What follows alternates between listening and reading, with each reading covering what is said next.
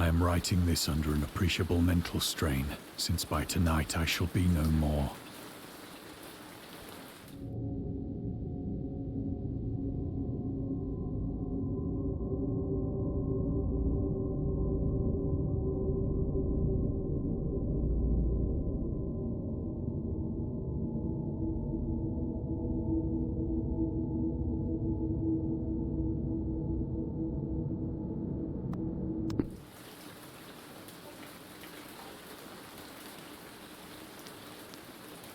Penniless, and at the end of my supply of the drug which alone makes life endurable, I can bear the torture no longer, and shall cast myself from this garret window into the squalid street below.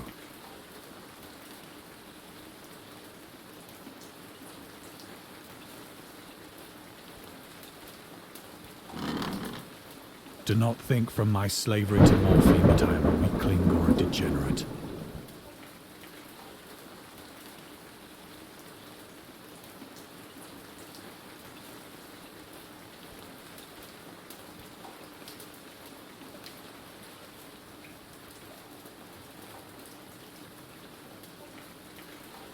When you have read these hastily scrawled pages, you may guess, though never fully realize, why it is that I must have forgetfulness or death.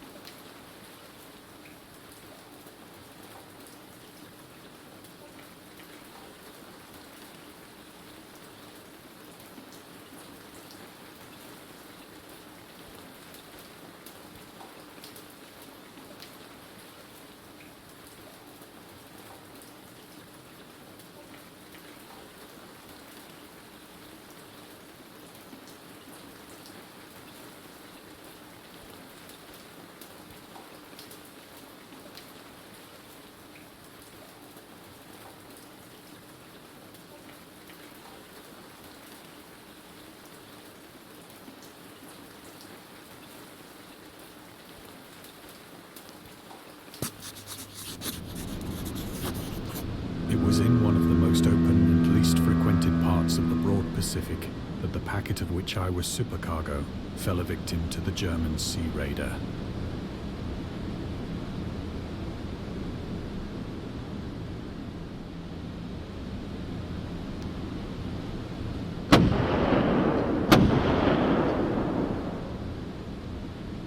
The Great War was then at its very beginning, and the ocean forces of the Hun had not completely sunk to their later degradation. So that our vessel was made a legitimate prize, whilst we of her crew were treated with all the fairness and consideration due us as naval prisoners.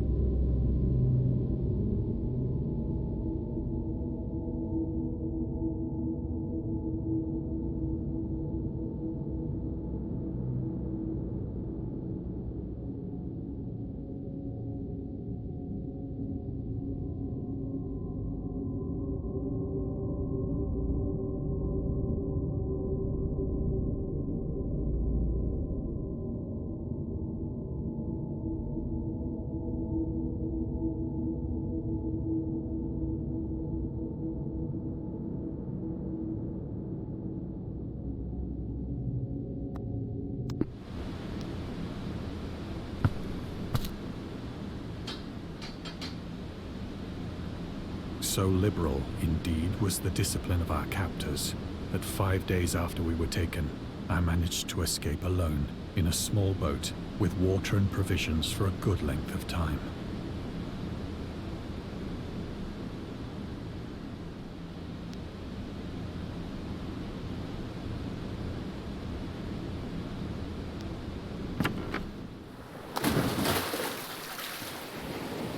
When I finally found myself adrift and free, I had but little idea of my surroundings.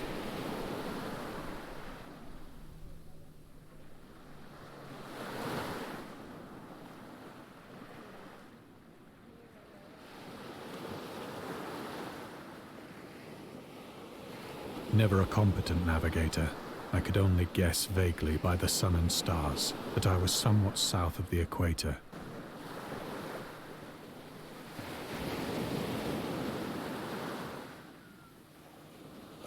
Of the longitude, I knew nothing, and no island or coastline was in sight.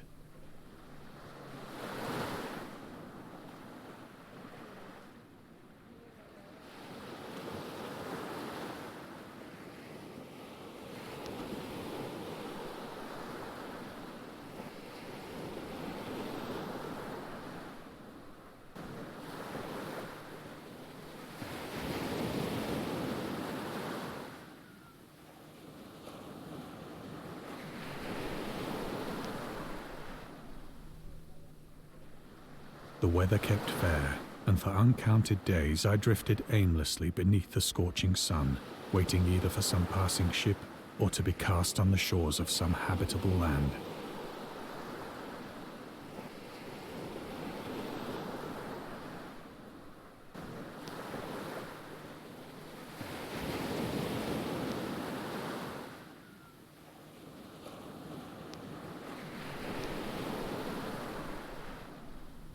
But neither ship nor land appeared, and I began to despair in my solitude upon the heaving vastness of unbroken blue.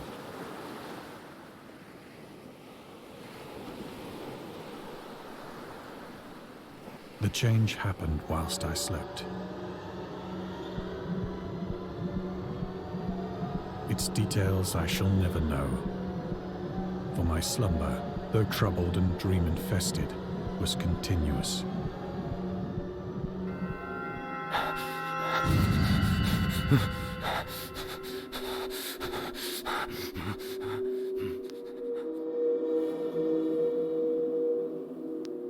When at last I awoke, it was to discover myself half sucked into a slimy expanse of hellish black mire, which extended about me in monotonous undulations as far as I could see, and in which my boat lay grounded some distance away. Though one might well imagine that my first sensation would be of wonder at so prodigious and unexpected a transformation of scenery, I was in reality more horrified than astonished.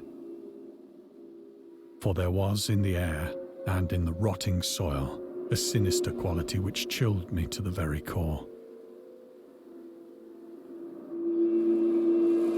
The region was putrid with the carcasses of decaying fish and of other less describable things which I saw protruding from the nasty mud of the unending plain.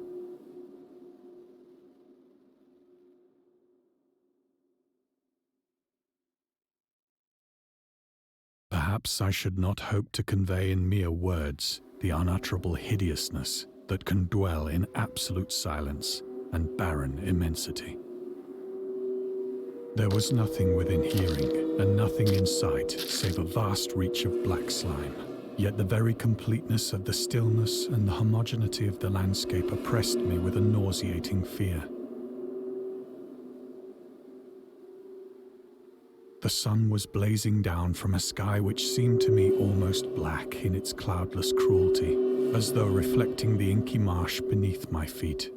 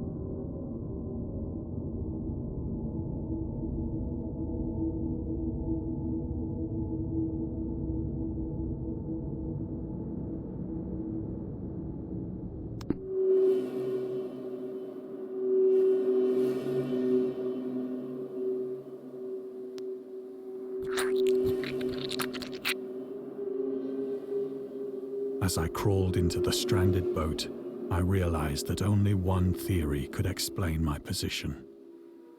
Through some unprecedented volcanic upheaval, a portion of the ocean floor must have been thrown to the surface, exposing regions for which innumerable millions of years had lain hidden under unfathomable watery depths.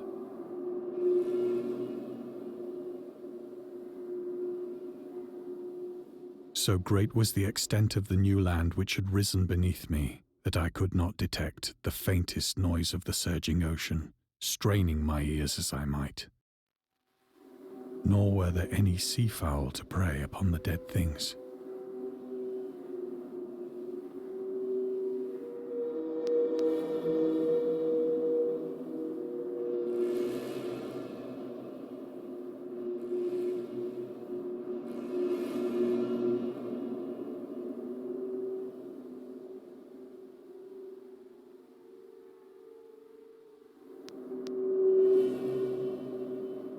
For several hours I sat thinking or brooding in the boat, which lay upon its side and afforded a slight shade as the sun moved across the heavens.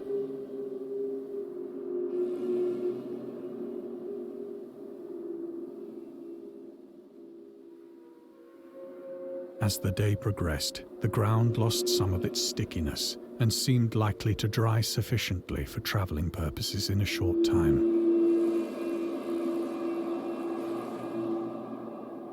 That night I slept but little, and the next day I made for myself a pack containing food and water, preparatory to an overland journey in search of the vanished sea and possible rescue.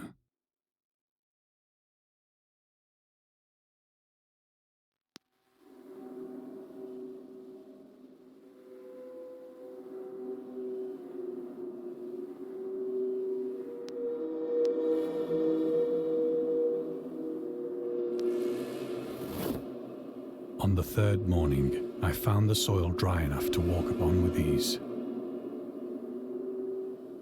The odor of the fish was maddening, but I was too much concerned with graver things to mind so slight an evil, and set out boldly for an unknown goal.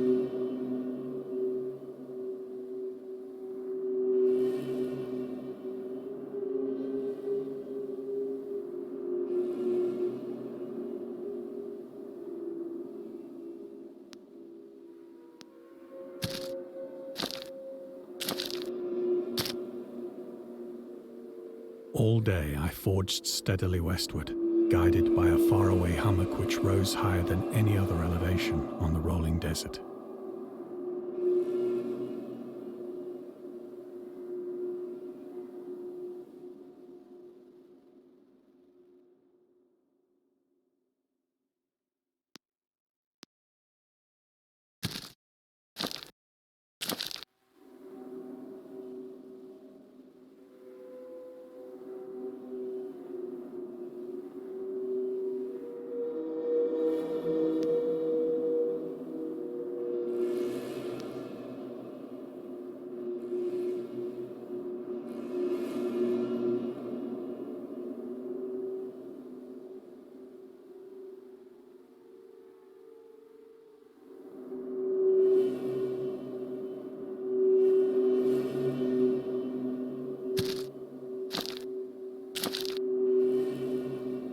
That night, I encamped, and on the following day still travelled toward the hummock, though that object seemed scarcely nearer than when I had first espied it.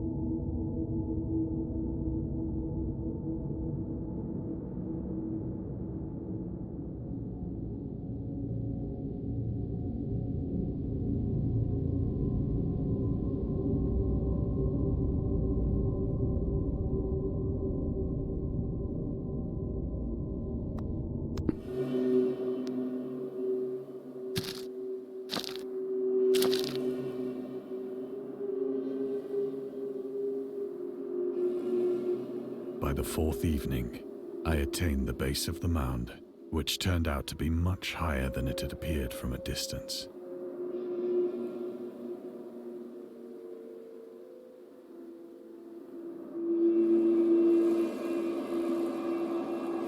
An intervening valley setting it out in sharper relief from the general surface. Too weary to ascend, I slept in the shadow of the hill. I know not why my dreams were so wild that night.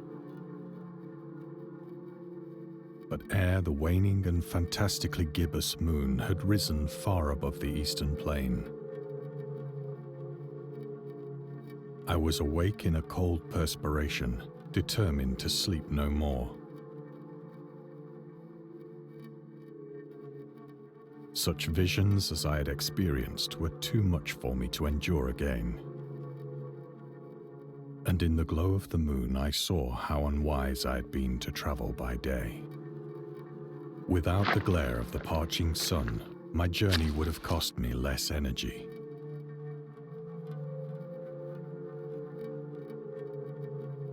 Indeed, I now felt quite able to perform the ascent which had deterred me at sunset. Picking up my pack, I started for the crest of the eminence.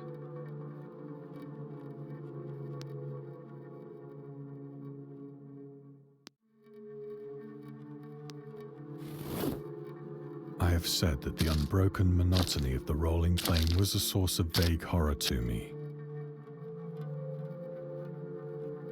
But I think my horror was greater when I gained the summit of the mound and looked down the other side into an immeasurable pit or canyon, whose black recesses the moon had not yet soared high enough to illumine.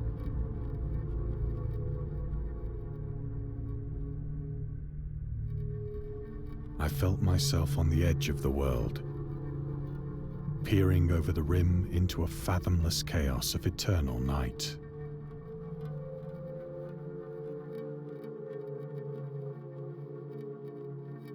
Through my terror ran curious reminiscences of Paradise Lost and of Satan's hideous climb through the unfashioned realms of darkness. As the moon climbed higher in the sky, I began to see that the slopes of the valley were not quite so perpendicular as I had imagined.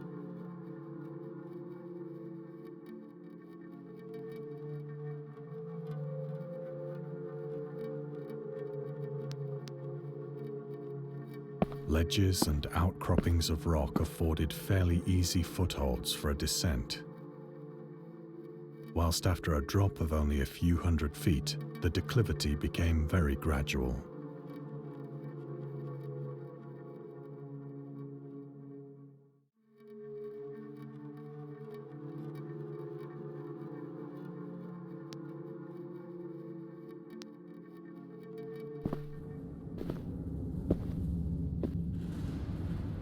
Urged on by an impulse which I cannot definitely analyze, I scrambled with difficulty down the rocks and stood on the gentler slope beneath,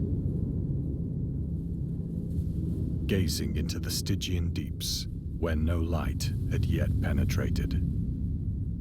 All at once, my attention was captured by a vast and singular object on the opposite slope, which rose steeply about 100 yards ahead of me. An object that gleamed whitely in the newly bestowed rays of the ascending moon.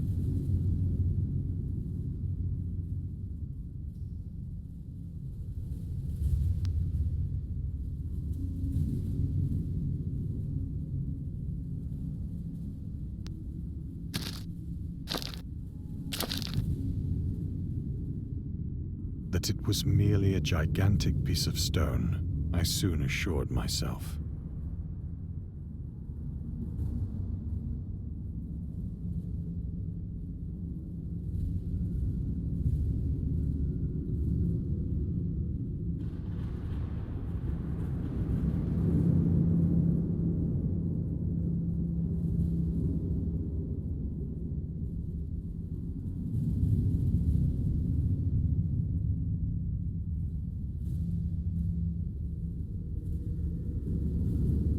but I was conscious of a distinct impression that its contour and position were not altogether the work of nature. A closer scrutiny filled me with sensations I cannot express.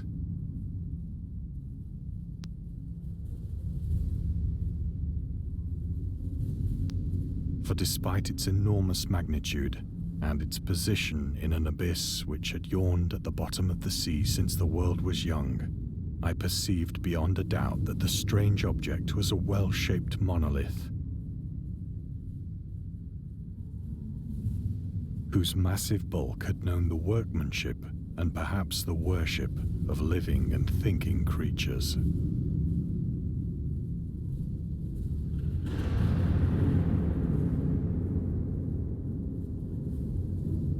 Dazed and frightened, yet not without a certain thrill of the scientist's or archaeologist's delight, I examined my surroundings more closely.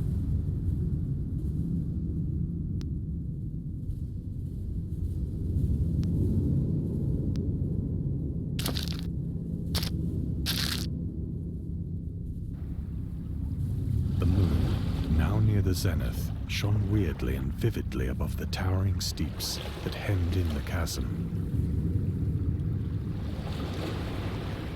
and revealed the fact that a far-flung body of water flowed at the bottom, winding out of sight in both directions and almost lapping my feet as I stood on the slope. Across the chasm, the wavelets washed the base of the cyclopean monolith, on whose surface I could now trace both inscriptions and crude sculptures.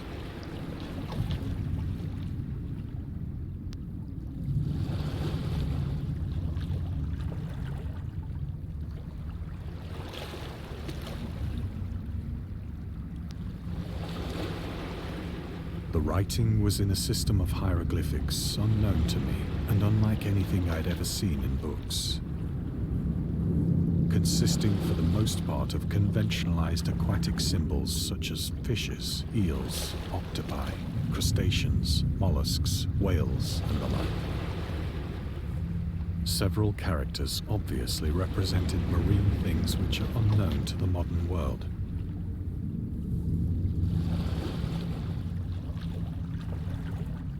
But whose decomposing forms I had observed on the ocean-risen plain. It was the pictorial carving, however, that did most to hold me spellbound.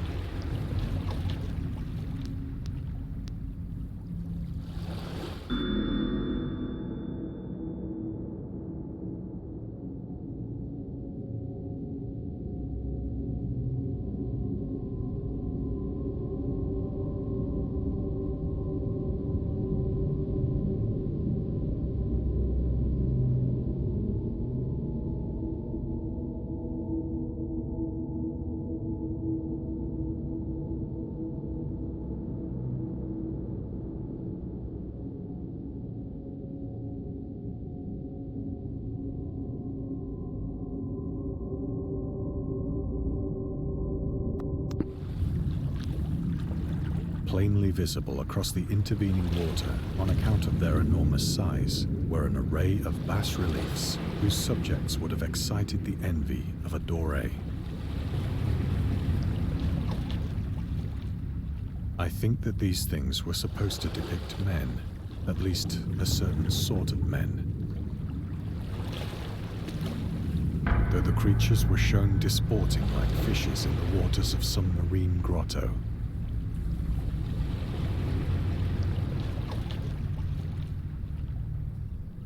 Or paying homage at some monolithic shrine which appeared to be under the waves as well.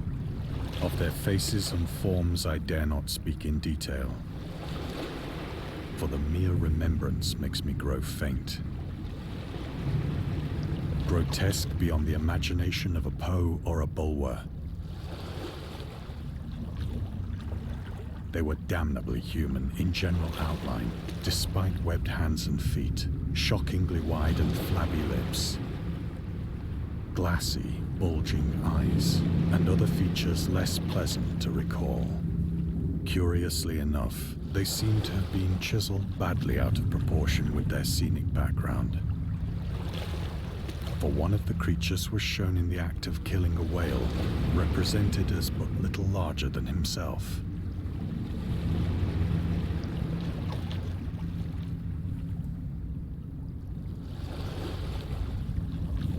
I remarked, as I say, their grotesqueness and strange size, but in a moment decided that they were merely the imaginary gods of some primitive fishing or seafaring tribe. Some tribe whose last descendant had perished eras before the first ancestor of the Piltdown or Neanderthal man was born.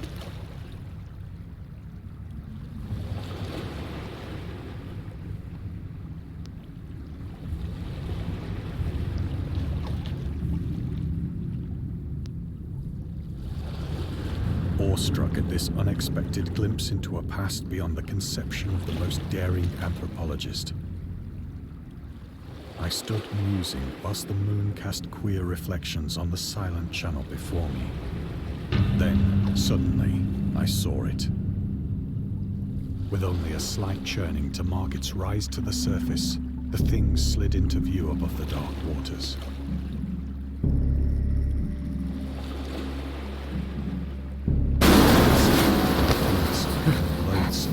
It darted like a stupendous monster of nightmares to the monolith, about which it flung its gigantic scaly arms, while it bowed its hideous head and gave vent to certain measured sounds.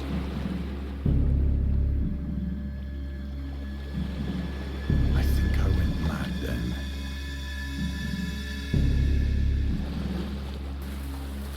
Of my frantic ascent of the slope and cliff, and of my delirious journey back to the stranded boat, I remember little.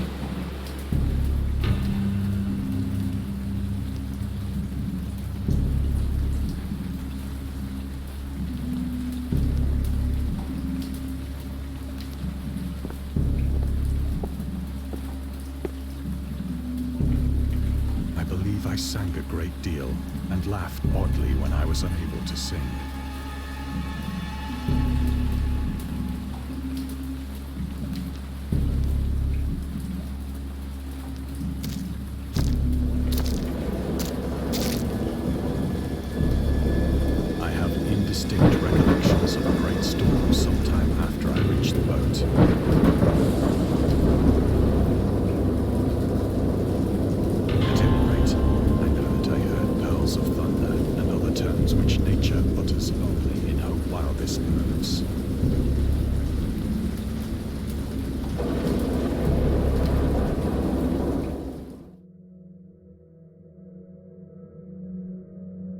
When I came out of the shadows, I was in a San Francisco hospital.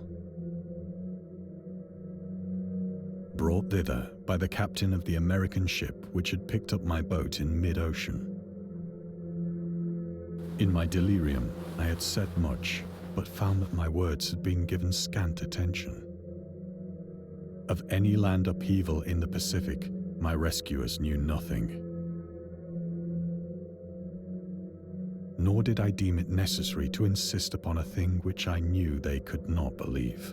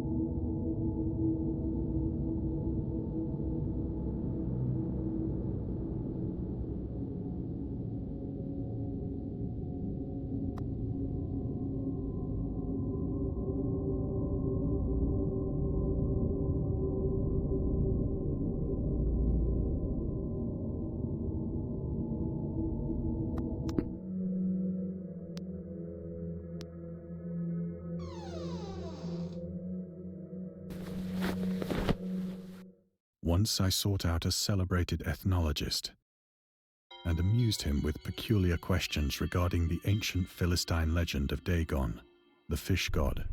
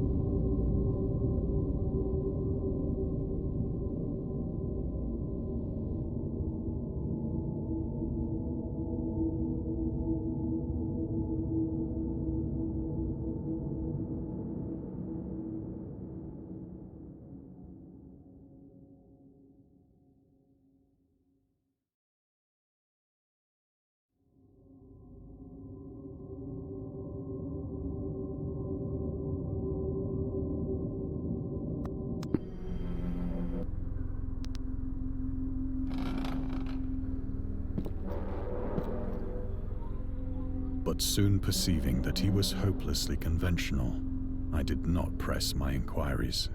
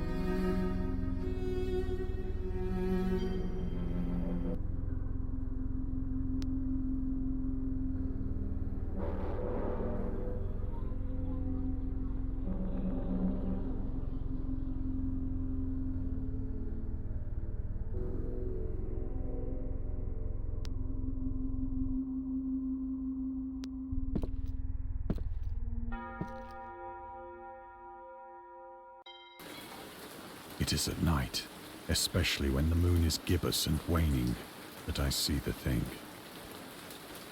I tried morphine,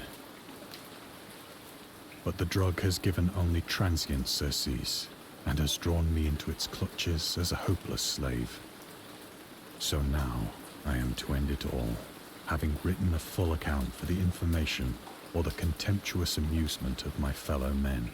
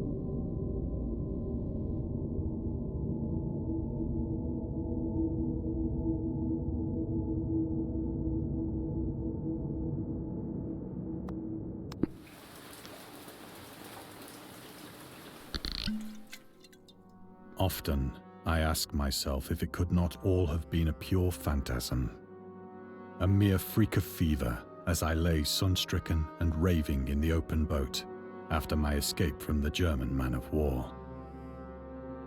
This I ask myself, but ever does there come before me a hideously vivid vision in reply.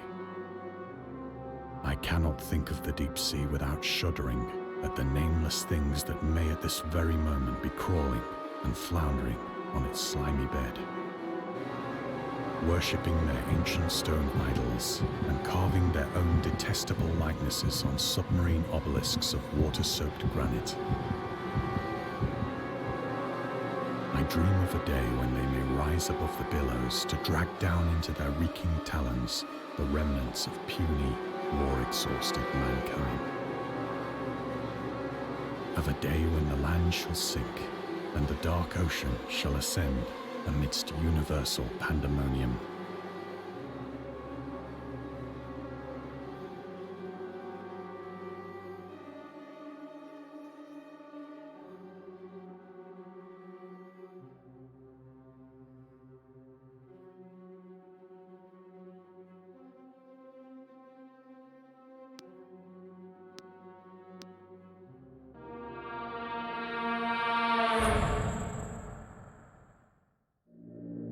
The end is near.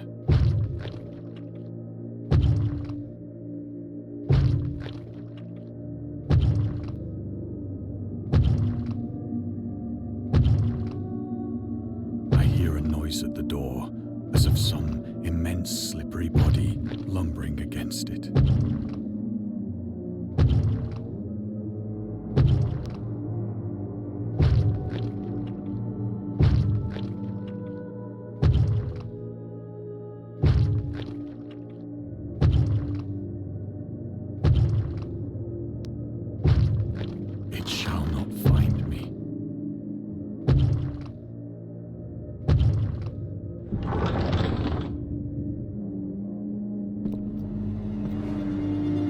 God, that hand!